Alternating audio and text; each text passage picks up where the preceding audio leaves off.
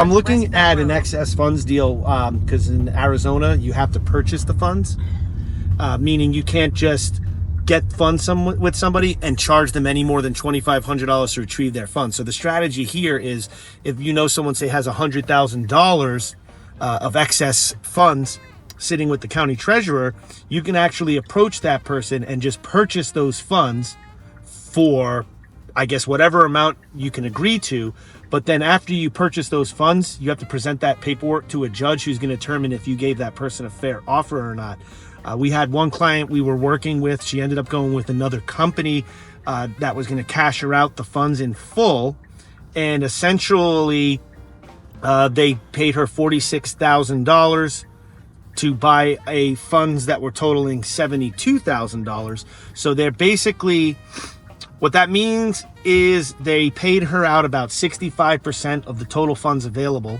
And on a $46,000 investment, they're making $26,000, which is about a 50% return on their money. And that money will probably take 3 months to recoup.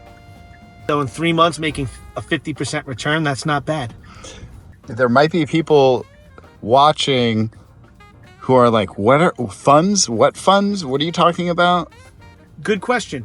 Okay, so when someone loses a house to auction, any type of auction, let's say a bank auction, that's probably the most popular. And let's say their house was free and clear except for the foreclosing loan, and they owed $100,000 on that loan.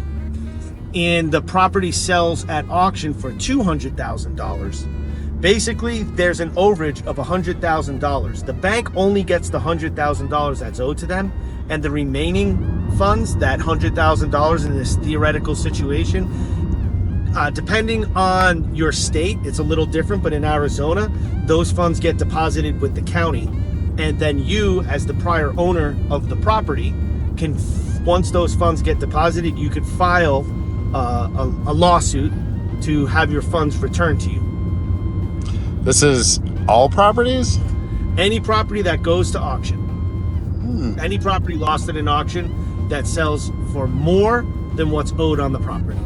So that's foreclosures. Is that for sheriff sales? Yes, sheriff sales too. So that would go for bank foreclosures as well as any judicial foreclosure, which could be a mechanic's lien, an HOA can foreclose, credit card judgments can foreclose.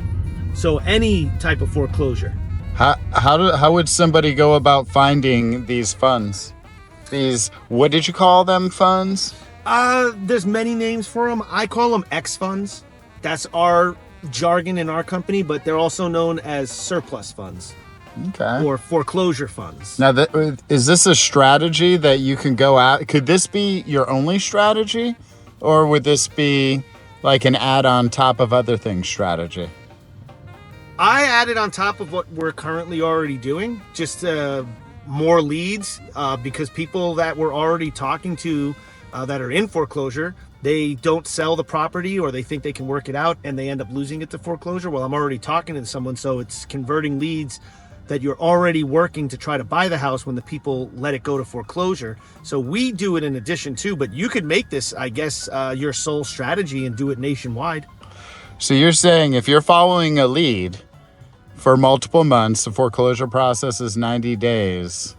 If you can't get them to sign within that and they let it go, then you'll still continue to follow up with them? Yeah, because I would say more than 90% of the people that lose their home to foreclosure have no idea that there's funds sitting at the county treasurer's department waiting for them to come claim. In fact, if you're resourceful enough, you can pull a list of everybody who has funds sitting there waiting for you to contact them for your next deal. Now that's amazing. Yes, it is.